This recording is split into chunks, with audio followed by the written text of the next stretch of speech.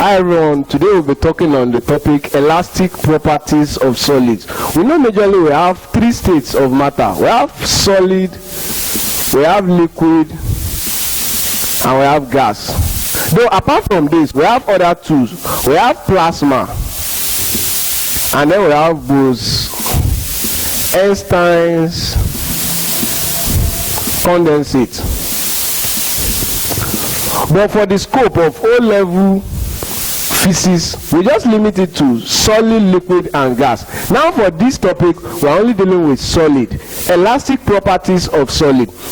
Now, when we talk about elasticity, we can classify solids into two. We can take it as elastic material and inelastic material. In another way, we say elastic solid and inelastic solid. Now, what are elastic solids? They are those solids that when you distort them, what do I mean by distorting? When you change their shape, they tend to return back to their original position. Example, rubber band. We all know rubber band. When you distort rubber band, you change the shape, it tends to come back.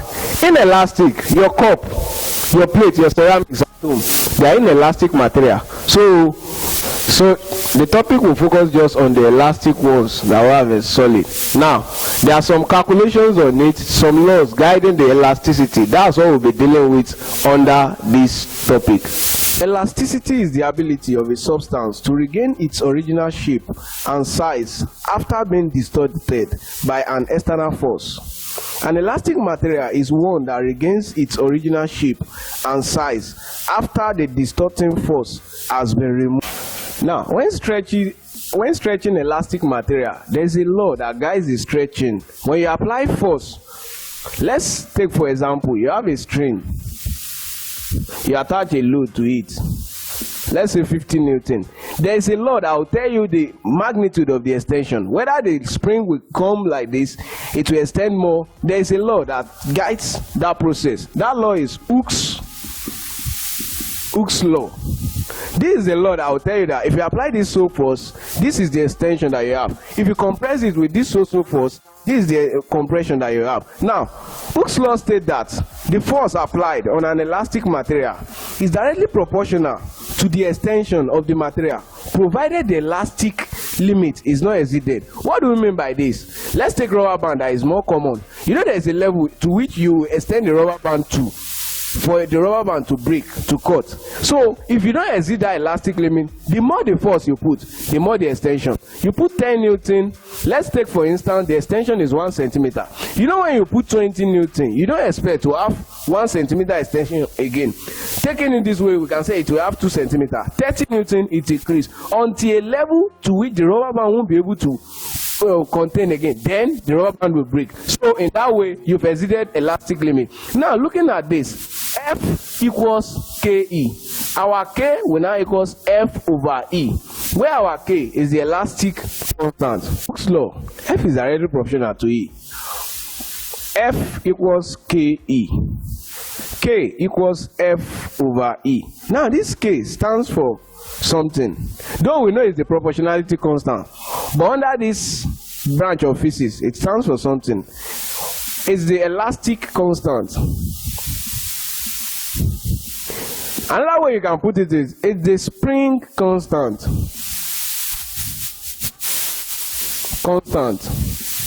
And in a more English term, it's the stiffness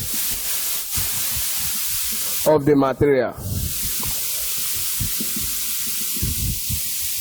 So if you don't call it elastic constant, you call it spring constant, you call it stiffness of the material. Now, if you can flash back or you remember, if you've not done it before, now you know. There is a law under chemistry, Boyle's law. Vp equals K. Something you did under Boyle's law was that since you have the constant here, V1, P1 equals V2, P2 equals K. Now, same thing you did here, you can also do it here. Now, K equals F over E. What this means is that F1 over E1 equals F2 over E2 equals ... equals K. Now, what does this mean? In some cases, it's not only just a single force that you have on your elastic material. Let's say in case 1, you apply a force of 20 Newton. You got an extension of 2 centimeters. Now you are applying another force of 80 Newton. What's your extension? Let's use x. So in that way you can just use this formula. You substitute graph of load, which will be our force, against extension. Now we know from Hooke's law, we stated it earlier, F is directly proportional to E. We know there is a topic called variation. This is direct variation. What that means is, as F is increasing, E will increase. As F is decreasing, E will decrease. Now we have our graph here. Since this is direct proportionality, we have a straight line graph. Now we have some letters here. We have P, we have E, we have Y, we have B. Now the example I've been using since, rubber band. We know it's the most common example. Now, we have P. P represents our proportionality limit. What does this mean? Within this, you could see this from here, this point to this point. These are 0 force, 0, 0. Now, from here to here, proportionality, Hooke's law holds here. Hooke's law holds from here to here. Now, beyond this point, the proportionality is exceeded. That means Hooke's law will no longer hold. Now, we have our E, elastic limit. What's elasticity? Ability of a material to return back to its original position after it is being distorted. Now, if you go beyond elastic limit, that means your material won't go back to the original position. So anything above the elastic limit, the material won't go back to the original position. That's why you see some rubber band, you say they've slacked. Now, yield point. Yield point. When you go beyond yield point, the material will lose its elasticity permanently. It won't be elastic again. If you go beyond the elastic limit, it won't come back to the original position, but it will still be elastic a bit. But if you go beyond yield point, it won't be elastic again. If you stretch it, it will just remain like a normal substance. Now, B, breaking point. This is the point to which when you draw your elastic material to, it will break, it will cut. Example, rubber band. There's a point to which you stretch it to, the rubber band will cut. So that's the meaning of your point. So this is what the whole graph means. Modulus of elasticity. Now, we have three moduli of elasticity. We have Young's modulus. We have Bock modulus. And we have the last one, rigidity or shear modulus. Now, Young modulus can be represented using the letter E. The formula is tensile stress. Tensile stress over tensile strain. Simply put, you can just say stress over strain. Now, for Bock modulus, it's represented using the letter K, capital letter K. And the formula is change in pressure over change in volume over original volume. Now, coming back to Young modulus, for the scope of O level, we limit it to Young modulus and Bock modulus. Though just know we have rigidity or shear modulus. But for the scope of O level, WAEC, JAMB, etc., we limit it to this and this. Now, Young modulus, for our tensile stress, it has its own formula. Stress is force per unit area, force over area. Now, for our strain is equals to extension over original length. Now, there is something you need to see from here. We know force is in Newton. The unit of force is Newton, area, meter square. That means this will have the unit of Newton per meter square. Now, extension. Your extension can be L2 minus L1. Final length minus original length. This will end up having meter over original length, meter. Meter will cancel meter. What I'm trying to say is that strain is unitless. You don't have unit for strain. It does not have unit. The meter will cancel the meter. So coming back here, that means your Young modulus has the same unit as your what? Stress or your tensile stress. Now for Bock modulus, our delta P stands for change in pressure. Your change, that's your P2 minus P1. Change in volume, that's V2 minus V1. Original volume will still be your V1. Work done in springs and elastic material. Now, as you are stretching those elastic material, you are doing work. Now, let's ask ourselves this question. When is work said to be done? When do you do work? Now, work is said to be done when a force moves a body through a distance in its own direction. Now, the force must move a body. As you are extending, you are moving that elastic material through a distance. It's covering a distance in its own direction. Now, so in that case, as you are extending any elastic material, work is said to be done. Now, the formula for work done, we all know it's force times distance. Now, under elasticity, there are sometimes you don't just have one force, so you can have 2, 3 force. That's why we have to use average force times distance. Now, our distance under elasticity will be our extension.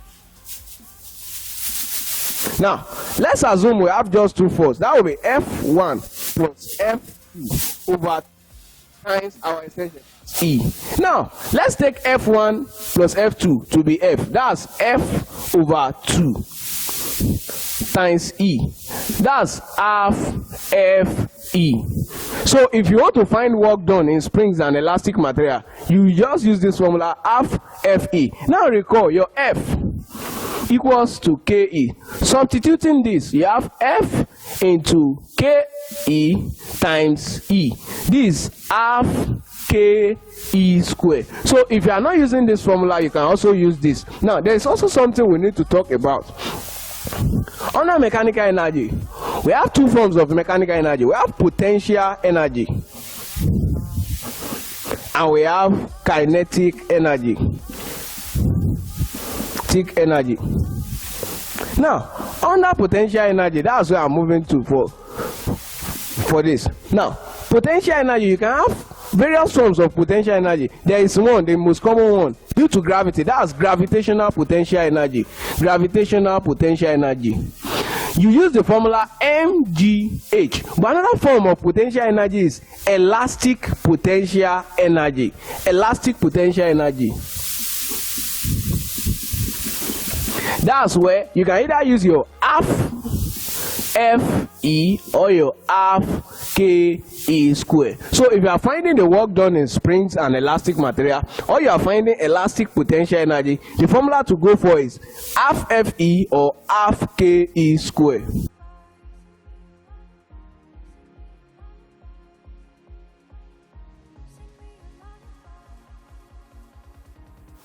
A force of 1.6 Newton stretches an elastic spring by 4 centimeters. Find the elastic constant of the spring. Our F is 1.6 Newton from the question. The extension is 4 centimeters. Now, we know the formula to use is F equals Ke. We were told to find the elastic constant. So our K equals F over E. But Newton is the SI unit of force. You are good to go. But centimeter is not the SI unit of length. Extension is a form of length. So you have to convert your centimeter to meter, which is the SI unit. Now, how many centimeters make 1 meter? That's 100. So you divide by 100. So here we have 0.04 meters. Now, solving for that, we have 1.6 over 0.04 meter. If you divide this, you have 1, 2. This is 160 over 4. 160 divided by 4, that's 40. What's the unit? Force is Newton. Extension is in meter, so Newton per meter. A force of 2 Newton stretches an elastic material by 30 millimeters. What additional force will stretch the material 35 millimeters? Assume that the elastic limit is not exceeded. Now, originally, force of 2 Newton was applied, and you have extension of 30 millimeters. Now, the question is telling us that this 2 Newton is still there. Now, an additional force was added to this our F. That means we have F plus our additional force, Fa, equals, we actually don't know. It gave an extension of 35 millimeters. Now, in this case, we have 2 forces here. We can give this F1, then this additional force plus our original force, that will be F2. Our extension is 35 millimeters. Now we have F and we have E. F equals Ke. K equals F over E. F1 over E1 equals to F2 over E2. Now, what's our F1? 2 Newton. Actually, note here, millimeter is not the SI unit of extension. But since we have extension on one side, extension on the other side, this millimeter will cancel millimeter. Whether you convert to meter or you don't convert, you still end up getting the same answer. Now, F1, that's 2 Newton over our extension 1, that's 30 millimeter. Equals, what's our F2? We actually don't know. That's our F1 plus our additional force. What's F1? 2 Newton plus FA, our additional force. What's the extension? 35 millimeter. That's our 35. Now we'll cross multiply. This 30 into bracket 2 plus FA equals 2 times 35. Now 30 times 2, that's 60 plus 30 FA equals 2 times 35, that's 70. Now 30 FA equals 70 minus 60, that's 10. FA, which is our additional force, equals 10 over 30, that's 0.33. We know it's a recurring decimal, 3333, but you can just leave it in 2 decimal places. 0.33 Newton. FA, additional force. So it's a force of 0.33 Newton that you had to 2 Newton for you to have an extension of 35 millimeter. The spiral spring is compressed by 2 centimeters. Calculate the energy stored in the spring if the force constant is 400 Newton per meter. Now, okay, force constant, that's 400 Newton per meter. Now, this compression is represented using E. Now, what formula are we going to use since we're told to calculate the energy stored? Remember your work done, which is still your energy stored. That's what? Half KE squared. If you have F and E, that's half FE. Now, half KE squared, we have our half. Our extension is in centimeter. We need to convert. 2 divided by 100, that's 0.02 meters. Now, half times K, our K is 400, times our extension E, 0.02 square. 2 in this, that's 200 times 0.02 times 0.02. Now, if we multiply all through, we'll get 0.08 joules. Work done, the unit is joules. 0.08 joules. A spiral spring balance is 25.0 centimeter long when 5 Newton hangs on it, and 30 centimeter when the weight is 10 Newton. 30 centimeter when the weight is 10 Newton. What is the length of the spring if the weight is 2 Newton? Assuming Hooke's law is obeyed. Now we have 2 Newton here. We don't know our extension. We can represent this using X. Now, there are 2 ways in which you can solve this. Let's use the first method. Now, this is what you do. Let's assume these are 25 centimeter. Now, we apply 5 Newton force on it. 5 Newton force. Now, 30 centimeter. 10 Newton force. The last one, we don't know the length, so we give it X. No matter the length of your line, that's not affecting your calculation. Now, 2 Newton. Now, what you need to do is give this one, this is our first length, this is our second length, this is our third length. Now, this L2 minus length of this L1 over this F2 for the second extension minus F1 equals L3 minus L2, L3 minus L2 over F3 minus F2. Now, substituting, our L2 is 30 from here, minus 25 over our F2, that's 10 minus 5, equals L3, that's what we are looking for, X minus 30 over 2 minus 10. Now, from here, 30 minus 25, that's 5. 5 over 10 minus 5, that's 5 also, equals X minus 30 over 2 minus 10, that's minus 8. 5 and 5, that's 1. 5 and 5, that's 1 over 1, equals X minus 30 over minus 8. Now we have to cross multiply. x minus 30 equals minus 8 times 1, that's minus 8. X equals minus 8 plus 30. Minus 8 plus 30, that's 22.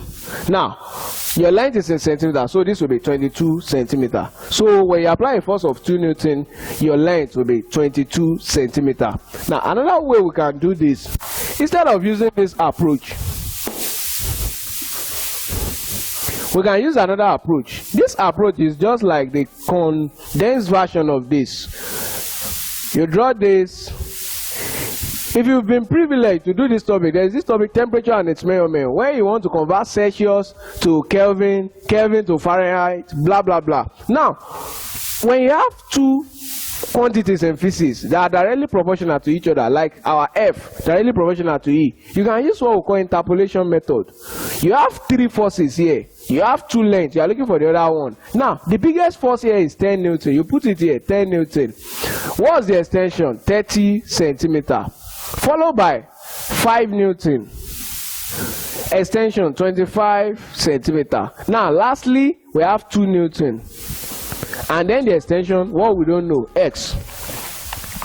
Now, using interpolation method, this is what we do. This one force, you can decide to do 10 minus 2.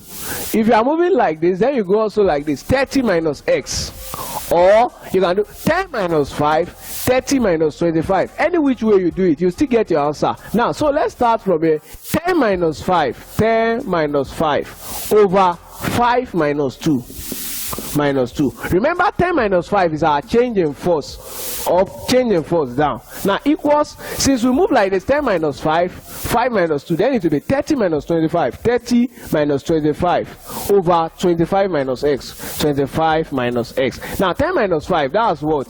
That's our 5 over 5 minus 2, that's 3. Equals 30 minus 25, that's 5 over 25 minus x. We cross multiply this, 5 into 25 minus x equals 3 times 5, that's 15. Now, having that, 5 into 25 minus x equals 15. Instead of opening the bracket, you can divide both sides by 5. 5 and 5, 1. 5 and this, that's 3. 25 minus x equals 3. Minus x equals 3 minus 25. Now, minus x equals minus 22. Minus cancel minus x. Therefore, x equals 22 centimeters. So, any which way you do it, you always get your answer. Also, if you are not going 10 minus 5, 5 minus 2, you can also go 10 minus 2, 5 minus 2. 10 minus 2 over 5 minus 2 equals 30 minus x over 25 minus x. Even if you do it that way, you still get your answer. A force of 40 Newton applied at the end of the wire of length 4 meters, diameter 2.0 millimeters, and extension of 0.24 millimeters. Now, we're given this parameter. Calculate the stress of the wire. Stress of the wire. B, strain in the wire. Strain in the wire. And the last one, Young modulus for the material wire. C, Young modulus. Young's modulus. Now, our stress, we know stress is force over area. In another way, our area is the cross-sectional area of the material in which you are using. Now, from our question, we know the material is wire. The wire has a cylindrical shape. Now, the cross-section of a wire, if you cut through a wire, what you have as your cross-section will be a circular cross-section. So, our area will be given with the formula pi r square or pi d square over 4. Now, coming back here, force. We have our force here, 40 Newton over area. We were given diameter. We can decide to convert this. Radius equals d over 2. That means our radius will be 1 millimeter. Now, you have to convert millimeter to meter. That's divided by 1,000. So, this 10 raised to the power minus 3 meters. Now, coming back here, pi. We're taught to take pi as 3.14. Our formula pi r squared. Now this is 40 over pi. Take it as 3.14. 3.14 times 10 raised to the power minus 3 raised to the power 2. So using our calculator, we have 1.274 times 10 raised to the power 7. What's our unit? Newton per meter square. So that is our stress. Now moving to our strain.